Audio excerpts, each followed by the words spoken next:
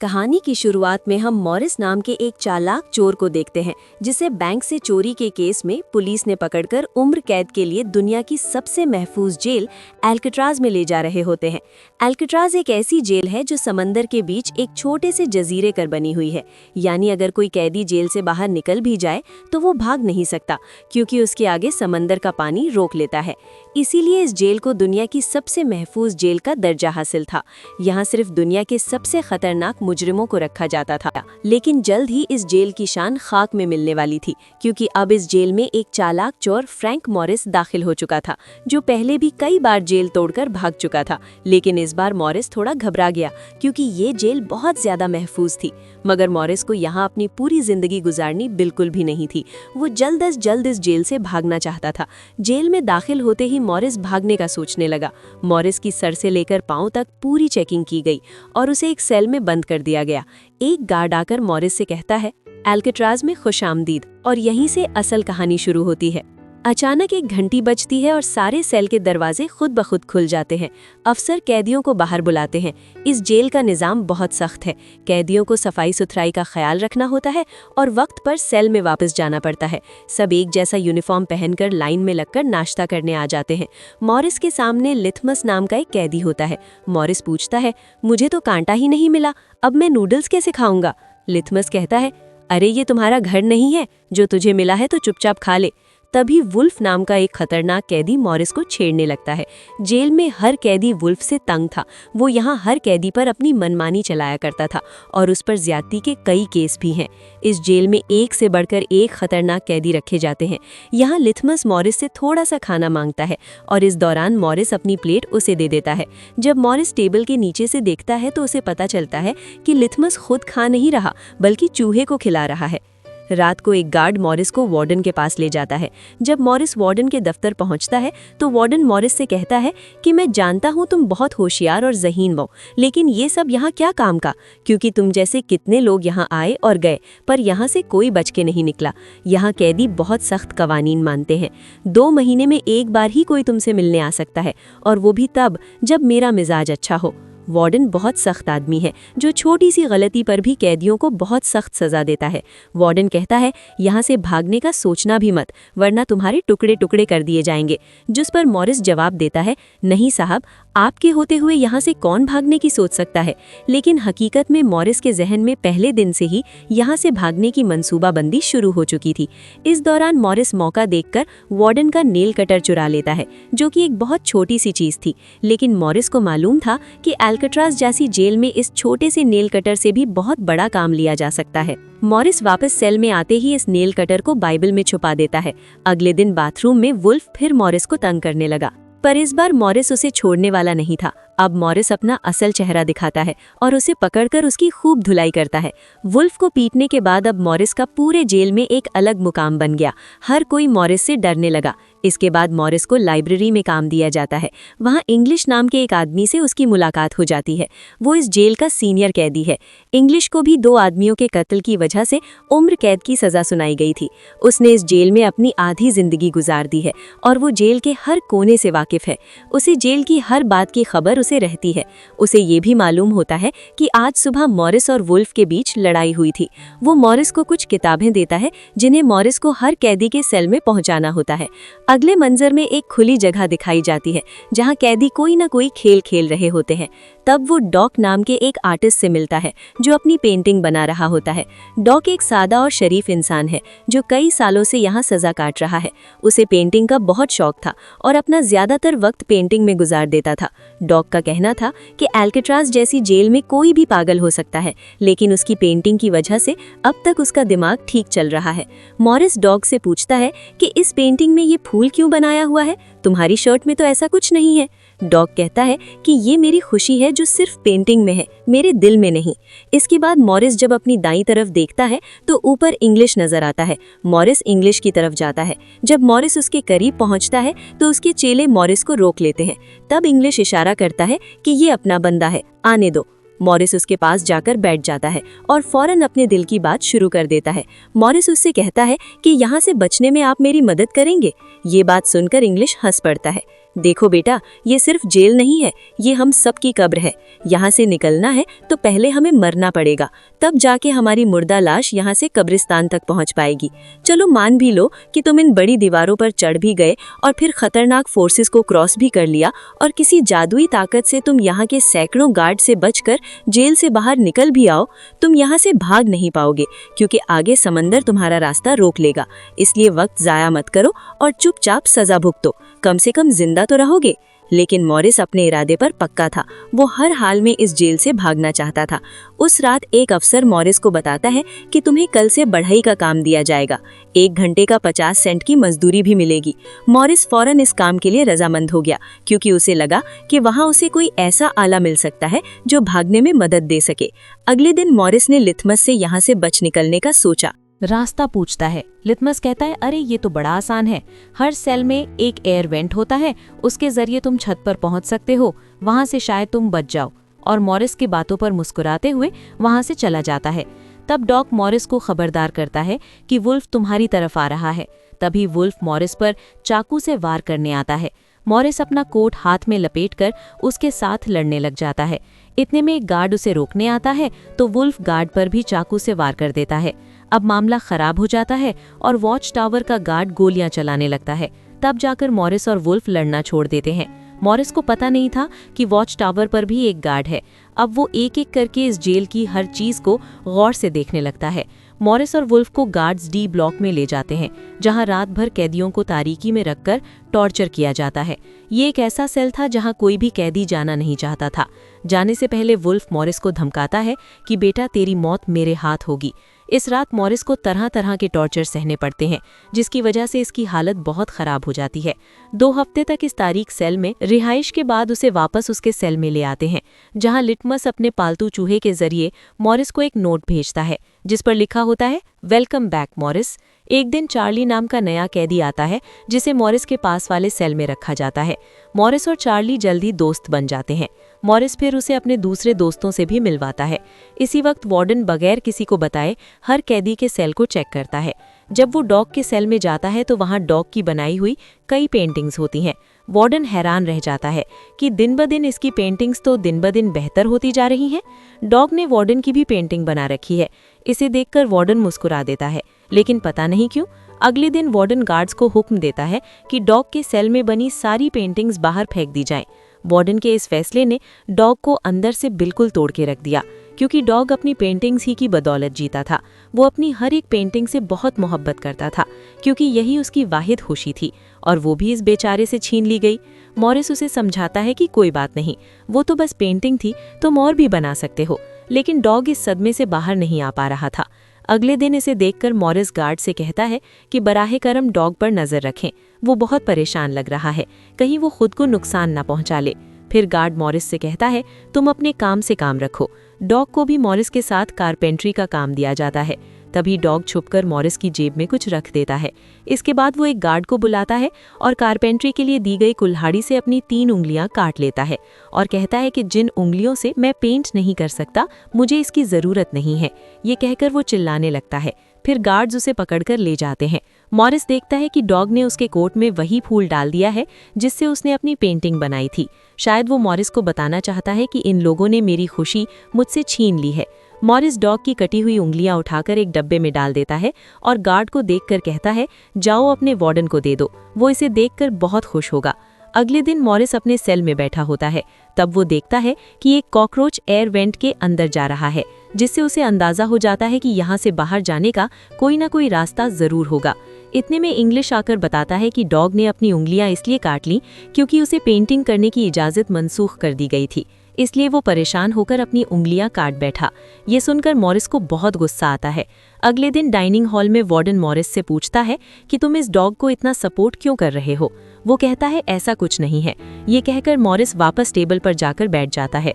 वहाँ उसकी मुलाकात 2 भाइयों जॉन और क्लैरेंस से होती है, लेकिन मॉरिस उनसे ऐसे बात करता है जैसे वो उन्हें पहले से जानता हो। जॉन और क्लैरेंस दरहकीकत ये दोनों किसी और जेल में मॉरिस के गैंग में थे। जॉन को अब जेल से फरार होना आसान लगने लगा, क्योंकि ये दोनों भाई मॉरिस की तरह तेज जहन थे और अब ये तीनों जेल से फरार की मंसूबाबंदी करने लगे। दोपहर को चार्ली की गर्लफ्रेंड उससे मिलने आती है। दूसरी तरफ इंग्लिश की बेटी उससे मिलने आई होती है। इंग्लिश अपनी बेटी को देखते ही आंखों में आंसू आ जाते हैं, क्योंकि उसकी बेटी उसकी गैर मौजूदगी में काफ़ी बड़ी हो चुकी थी और इंग्लिश को अपनी बेटी का बचपन ना देख पाने का बहुत अफसोस था। दूसरी तरफ चार्ली को उसकी बीवी बताती है कि तुम्हारी माँ बहुत बीमार है और डॉक्टर्स कहते हैं कि वो 1-2 महीने से ज़्यादा जिंदा नहीं रह पाएंगी। ये सुनकर अब चार्ली भी एलेक्ट्रिस से फरार होने का सोचने लगता है। इतने में गार्ड आकर कहता है कि बात करने का समय खत्म हो चुका है। अब चार्ली बहुत परेशान होता है। वो इस रात मॉरिस से कहता है कि अगर तुम यहाँ से भागने का प्लान बनाओ तो मुझे भी शामिल कर लेना। अगले दिन मॉरिस, चार्ली, जॉन और क्लैरेंस की मीटिंग होती है। तब मॉरिस उन्हें बताता है कि हर सेल का एयर वेंट ऊपर छत पर निकलता है और दूसरी बात यह है कि ये जगह खारे पानी से भरे समुद्र के दरमियान है, जिसकी वजह से दीवारें कमज़ोर हो गई हैं। मेरे पास एक नेल कटर है और मैंने खुदाई पहले ही शुरू कर दी है। अगर मैं थोड़ा थोड़ा करके खोदूं और एक छोटा सा टनल बनाकर छत पर पहुंच जाऊं तो इस जगह की जांच करने के बाद पता चल जाएगा कि यहाँ से कैसे भागा जा सकता है। जॉन पूछता है कि रात को अगर गार्ड्स को पता चल गया कि तुम अपने सेल में नहीं हो तो उन्हें शक नहीं होगा। तब क्लैरेंस बताता है कि इस मसले का हल मेरे पास है। वो कहता है कि यहाँ मेरे एक जानने वाला है जो कैदियों के बाल काटता है। वो हमें बाल फराहम कर सकता है और उनका इस्तेमाल करके हम एक गुड़िया नुमा सर बनाकर उसे बेड पर रख देंगे। इसके बाद अगर हम दीवार की सुरंग से निकलकर छत पर पहुंच गए तो गार्ड्स को शक नहीं होगा, क्योंकि हमारे सेल के बेड पर नकली सर पड़ा होगा। लेकिन मसला अभी भी यही था कि जेल से निकल जाएंगे तो समुद्र का पानी कैसे उबूर करेंगे। मॉरिस जॉन से कहता है, देखो इसमें मुझे तुम्हारी मदद चाहिए होगी। तुम तो क्लोजिंग डिपार्टमेंट में काम करते हो, वहाँ तुम्हें इन पुलिस वालों के लिए बनाए गए रेन कोट मिलेंगे।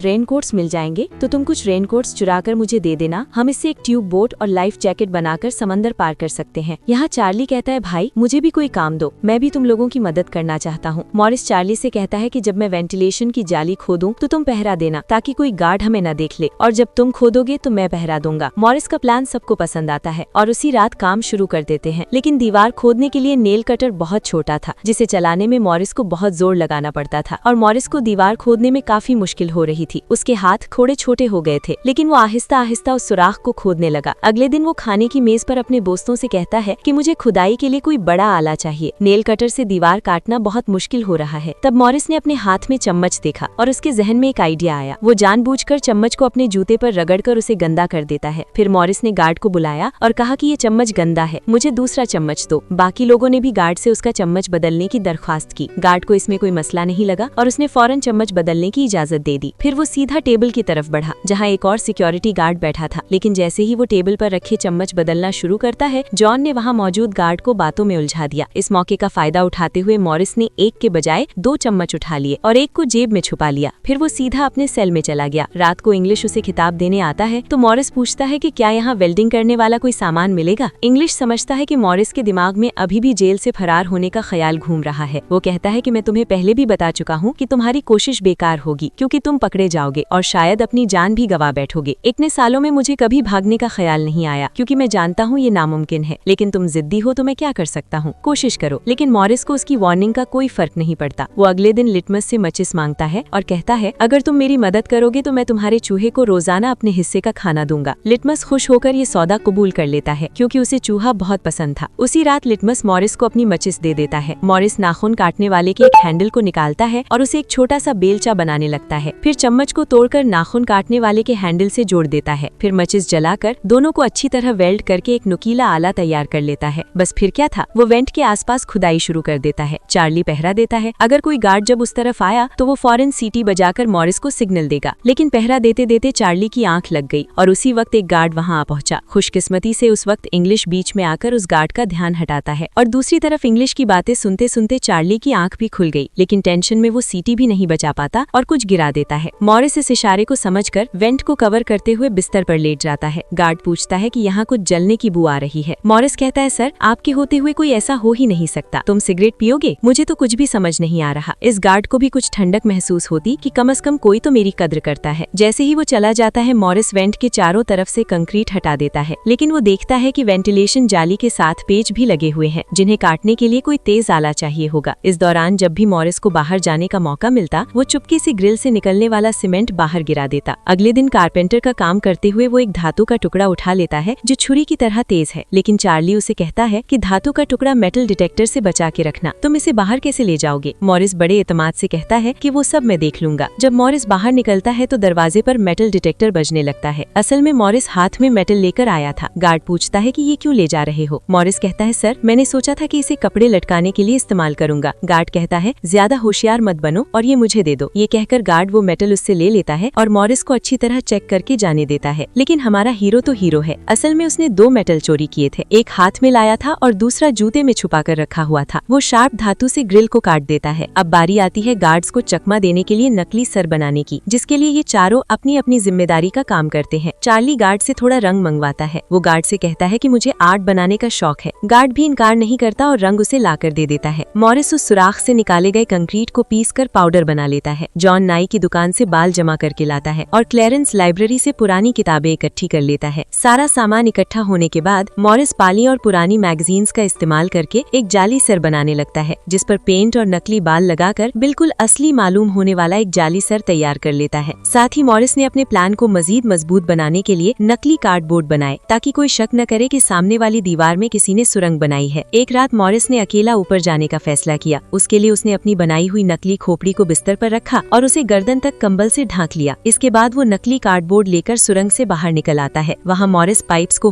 पकड़ के आहिस्ता आहिस्ता छत पर चढ़ जाता है। दूसरी तरफ चार्ली बाहर पहरा दे रहा होता है। छत पर पहुंचकर मॉरिस देखता है कि वहां ऊपर एक लोहे की ग्रिल है जिस तक वो छलांग लगाकर भी नहीं पहुंच पाता। तभी एक गार्ड आता है और चार्ली से पूछता है कि इतनी देर रात तक तुम पेंट क्यों कर रहे हो और तुम्हारा दोस्त मॉरिस आज इतनी जल्दी क्यों सो गया। चार्ली कहता है, जी सर, आज मॉरिस कारपेंट्री का काम करते करते थक गया था, इसीलिए वो जल्दी सो गया। तभी अचानक गार्ड के हाथ से उसकी लाठी नीचे गिर जाती है। उसे उठाते हुए वो देखता है कि मॉरिस के बाल बहुत अजीब लग रहे हैं। अब चार्ली डर के कांपने लगा कि आज तो काम से जाना मुश्किल है। गार्ड मॉरिस के सेल के अंदर हाथ डाल के उसके बाल छूता है तो मॉरिस पूछता है, क्या हुआ सर, मेरे बाल इतने खूबसूरत हैं क्या। खुशकिस्मती से उसी वक्त मॉरिस नीचे आके वहां लेट गया था। अगले दिन मॉरिस अपने साथियों को बताता है कि छत पर एक रास्ता है, लेकिन उसे एक ग्रिल से बंद कर रखा है और वो ग्रिल बहुत ऊंची जगह पर है। मुझे एक और साथी की मदद चाहिए। तब जॉन कहता है, मैंने अपना वेंट पूरा खोद लिया है, आज रात मैं भी वहां पहुंच जाऊंगा। मैं जाऊंगा, दोनों मिलकर ग्रिल को खोलेंगे। इसी रात मॉरिस और जॉन अपने वेंट्स के जरिए छत पर पहुंच जाते हैं। जॉन मॉरिस को उठाता है और मॉरिस ग्रिल पकड़ लेता है। मशीन बना सकता है, इसलिए वो चार्ली से कहता है कि तुम कुछ भी करके इस पंखे को यहाँ से छुपा दो। चार्ली बड़ी आसानी से इस छोटे से पंखे को अपनी इंस्ट्रूमेंट बॉक्स में छुपा देता है। जब चार्ली बाहर आता है तो गार्ड्स उसका इंस्ट्रूमेंट बॉक्स भी चेक करते हैं, लेकिन उन्हें पंखा नजर नहीं आता और चार्ली को जाने दिया जाता है। जैसे ही पंखा मॉरिस के हाथ लगता है वो उस पर काम शुरू कर देता है और कई घंटों बाद मॉरिस इस पंखे से एक ड्रिल मशीन बना लेता है। उस रात मॉरिस और चार्ली छत पर चढ़कर इस लोहे की सड़क को ड्रिल मशीन से काटना शुरू कर देते हैं। ड्रिल मशीन की आवाज बहुत तेज थी, जिसे सुनकर गार्ड्स ऊपर आने लगते हैं, लेकिन तब तक मॉरिस ग्रिल का एक सड़क काट देता है और ड्रिलिंग की आवाज बंद हो जाती है। ड्रिल की आवाज बंद होने के बाद गार्ड उसे नजरअंदाज करके वापस चला जाता है। अभी चारों भागने के लिए अपने सारे रास्ते खोल चुके थे, जिसके बाद वो मंगल की रात दुनिया की सबसे महफूज जेल एल्काट्राज़ से भागने वाले थे, जहां से आज तक कोई नहीं भागा था। अगले दिन फिर उनकी मीटिंग होती है और वो भी मूवी हॉल में, जहां सब लोग फिल्म देख रहे होते हैं। वहां फिल्म की आवाज के दरमियान मॉरिस जॉन और क्लेरेंस से पूछता है कि तुम्हारा वेंट तैयार हो गया है और वो रेनकोट्स क्या हुए जिनसे हम ट्यूब्स और लाइफ जैकेट्स बनाने वाले थे। वो बताते हैं कि सब कुछ तैयार है, हमारा डमी सर भी बिल्कुल तैयार है, बस निकलने की देर है। अगली सुबह नाश्ता करते हुए मॉरिस ने डॉग के दिए हुए फूल को टेबल पर रखा। वार्डन ने जब ये फूल देखा तो वार्डनर इनकी टेबल पर आकर वहां रखे हुए फूल को मचल डालता है। ये देखकर लिटमस को बहुत गुस्सा आता है, क्योंकि ये फूल डॉग का पसंदीदा था और कुत्ता मर चुका था। लिटमस गुस्से में उस पर हमला करता है कि एक तो तुमने कुत्ते को मार दिया और दूसरी तरफ तुम उसकी दी हुई एक छोटी सी निशानी को भी नहीं। कहता है कि आखिरी बार तुमसे हाथ मिलाना चाहता हूँ, इंग्लिश समझ जाता है कि मॉरिस ने यहाँ से बच निकलने का पक्का प्लान बना लिया है। वो चुपके से यहाँ से निकल जाता है, लेकिन फिर जो होता है वो मॉरिस ने बिल्कुल भी नहीं सोचा था। वार्डन अचानक उसके सेल को चेक करने आ जाता है, जैसे किसी ने वार्डन को उसके प्लान के बारे में बता दिया हो। मॉरिस बहुत ज़्यादा घबरा जाता है, क्योंकि इतने महीनों की मेहनत ज़ाया होने वाली थी। वार्डन ने मॉरिस के सेल के हर एक कोने को चेक करने का हुक्म दिया। गार्ड मॉरिस के सेल के हर एक चीज को चेक करता है, लेकिन मॉरिस कोई आम कैदी नहीं था कि उसने कोई छोटा मोटा प्लान बनाया हो, बल्कि उसने एकदम साफ और परफेक्ट प्लान बनाया था, जो वार्डन तो क्या बल्कि वार्डन के दादा भी नहीं पकड़ सकते थे। यहाँ तक कि गार्ड ने जब खास उस जगह से सूटकेस हटाया जहाँ मॉरिस ने सुरंग बनाकर भागने का रास्ता बनाया था, तो वहाँ भी मॉरिस नहीं पकड़ा गया, क्योंकि उसने पहले से ही एक नकली कार्डबोर्ड बनाकर दीवार में बहुत बारीकी से फिट कर लिया था। जब वहाँ कुछ नहीं मिलता तो वार्डन और गार्ड चले जाते हैं, लेकिन गार्ड बताता है कि मॉरिस और चार्ली सारी रात बातें करते रहते हैं, मुझे तो कुछ गड़बड़ लग रही है। वार्डन कहता है ठीक है, कल तुम मॉरिस का सेल बदल दो, ताकि वो दोनों न साथ रह सकें और न बात कर सकें। अगले दिन नाश्ते के वक्त वुल्फ दोबारा मॉरिस को धमकाता है और कहता है कि आज रात तुम्हारी आखिरी रात होगी। मॉरिस अपनी साथियों से कहता है कि मॉरिस की मदद करना चाहता है, चाहे कामयाब हो या ना हो, इंग्लिश मॉरिस के काम में मदद करना चाहता है। उस रात मॉरिस, जॉन, क्लैरेंस और चार्ली अपने अपने वेंट के रास्ते से निकलकर छत पर मिलने का फैसला किया। यहाँ चार्ली अपने साथियों के साथ भागने के लिए तैयार हो जाता है, लेकिन जैसे ही वो सेल में पहुँचता है उसे घबराहट होने लगती है। सेल में अकेला बैठकर उसने प्लान का हिस्सा ना बनने का फैसला किया और उसके बाकी 3 साथी अपने अपने वेंट के रास्ते से निकलकर छत तक पहुँच जाते हैं। वो तीनों काफ़ी देर तक चार्ली का इंतज़ार करते हैं, लेकिन काफ़ी देर गुजरने के बाद जब उन्हें लगता है कि चार्ली नहीं आएगा, तो वो चार्ली को छोड़कर निकलने का फैसला कर लेते हैं। वो तीनों अपने प्लान के मुताबिक आगे बढ़ने लगते हैं, लेकिन इधर चार्ली की आंखों के सामने उसकी आज़ादी का ख्वाब दूर होता जा रहा था। वो तीनों धीरे धीरे सर्च लाइट से छुपकर भागने लगते हैं। इस तरह वो छुप छुप कर बिल्डिंग के आखिर तक पहुँच जाते हैं। तभी सेल में बैठे चार्ली के दिल में जोश आता है और वो भी भागने का इरादा कर लेता है। वो अपने वेंट के रास्ते से निकलकर ऊपर छत पर पहुंच जाता है। वो वहां तक पहुंच जाता है, लेकिन अब बहुत देर हो चुकी थी, क्योंकि वो अकेला ऊपर उस दरवाजे तक नहीं पहुंच पा रहा था। यानी उसने अपनी आज़ादी का मौका खौफ की वजह से गंवा दिया। दूसरी तरफ वो तीनों छत पर पाइप से लटककर नीचे ज़मीन पर आ जाते हैं और टावर में बैठे सिक्योरिटी गार्ड की नज़र से बचते हुए जेल की आखिरी दीवार तक पहुंच जाते हैं। और फिर वो तीनों बारी बारी उस फेंस की दीवार पर चढ़कर जेल से बाहर निकल आते हैं। अब वो तीनों तेज़ी से दौड़ते हुए समुद्र के किनारे आ गए। फिर वो तीनों रेनकोट निकालकर उसमें मुंह के जरिए हवा भरने लगे। भरते जाते हैं। मुंह से भरने में उन्हें काफ़ी वक्त लग रहा था, लेकिन इसके अलावा उनके पास कोई दूसरा रास्ता नहीं था। इसीलिए वो तीनों अपनी पूरी जान लगाकर जैसे तैसे करके रेनकोट से बनी ट्यूब बोट को आखिरकार फुला देते हैं और बोट को पानी में डाल देते हैं। इस तरह से ये तीनों एल्केट्राज़ के रुतबे को मिट्टी में मिलाकर भाग जाते हैं। अगली सुबह एक गार्ड हर सेल को चेक कर रहा होता है। शुरू में गार्ड को सब कुछ नॉर्मल लगता है, लेकिन जब वो चार्ली के पास पहुंचता है तो चार्ली अपने सेल में भूत की तरह खड़ा होता है। वो दिल ही दिल में खुद को तंज कर रहा होता है कि काश कल रात थोड़ी हिम्मत कर लेता तो शायद बाकी लोगों के साथ बच निकलता। गार्ड पूछता है, तुम्हारा दोस्त इतनी देर तक क्यों सो रहा है? ये कहकर वो मॉरिस के सेल में जाकर उसे आवाज़ देता है, लेकिन मॉरिस की तरफ से कोई जवाब नहीं आता। तो गार्ड को गुस्सा आता है और वो सेल खोलकर उसे बालों से पकड़कर उठाने की कोशिश करता है। जब गार्ड उसे जोर से ऊपर खींचता है तो उसका सर नीचे गिर जाता है। ये देखकर गार्ड के पांव तले जमीन निकल जाती है, क्योंकि मॉरिस अब सेल में नहीं बल्कि बाहर की दुनिया के मजे ले रहा है। बेड पर तो उसने अपना डमी हेड छोड़ दिया था। जिसके बाद पूरे एल्केट्राज़ में सायरन बजने लगते हैं। पूरी जेल में ये बात फैल गई कि कुछ कैदी जेल से फरार हो चुके हैं। जिसके बाद वार्डन जेल के हर कोने में उन तीनों को ढूंढने लगता है। जब वो तीनों जेल के अंदर नहीं मिलते तो वार्डन समुद्र में सर्च ऑपरेशन शुरू कर देता है। वार्डन को यकीन नहीं आता कि वो तीनों बच निकले हैं। उसे लगता है कि वो तीनों पानी में डूब गए होंगे, लेकिन दिल ही दिल में वार्डन जानता था कि वो तीनों बहुत ही मजबूत थे। वो तीनों समुद्र के पार करके अब आज़ादी की सांस ले रहे होंगे। वार्डन से हेडक्वार्टर के अफसर सवालों की बौछार कर रहे होते हैं। तुम क्या सो रहे थे जब वो तीनों बच निकले? वार्डन बहुत परेशान होता है, लेकिन उसी वक्त वार्डन को डॉग का वही पसंदीदा फूल मिलता है। इसका मतलब था कि मॉरिस वार्डन से डॉग का बदला लेना चाहता था। फिर सर्च टीम का सरबराह आकर बताता है कि सर, हर जगह सर्च हो चुकी है, लेकिन उनकी लाशें नहीं मिली। अब वार्डन अपनी नौकरी और अपनी साख बचाने के लिए कहता है कि जैसा मैं कहता हूँ वैसा ही रिपोर्ट लिखो कि वो तीनों बचने की कोशिश करते हैं, लेकिन वो तीनों पानी में डूबकर मर जाते हैं। लेकिन वॉल्टन की इस बात पर किसी को भी यकीन नहीं आया। फिर मॉरिस अल्काट्राज़ जेल तोड़कर पूरी दुनिया में जीनियस के तौर पर मशहूर हो गया। इस वाक़ये के 1 साल बाद अल्काट्राज़ जेल बंद कर दी गई, क्योंकि अब इसकी कोई जमानत नहीं थी कि यहाँ से कोई बच नहीं सकता। यूं सच्ची कहानी पर बनी ये फिल्म खत्म हो जाती है।